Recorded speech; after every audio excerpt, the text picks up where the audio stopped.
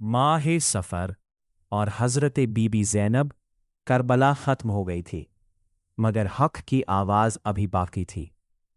تلواریں خاموش ہو چکی تھیں، مگر ایک باحجاب خاتون نے اپنے صبر اور ایمان سے تاریخ کا رخ بدل دیا۔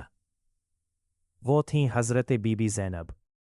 ماہ سفر ہمیں یاد دلاتا ہے کہ جب اہل بیت کو قید کر کے کوفہ اور شام لے جایا گیا تو ہر قدم پر حضرت زینب نے یتیم بچوں کا سہارا بن کر، بیمار امام زین العابدین کی حفاظت کر کے اور ظالموں کے سامنے حق کا ایسا پیغام دیا جو آج بھی زندہ ہے۔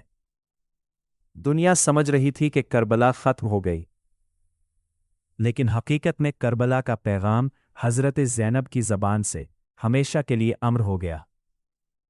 اگر کربلا قربانی کا نام ہے تو سفر حضرت زینب کے صبر، حوصلے اور حق کی سربلندی کا مہینہ ہے۔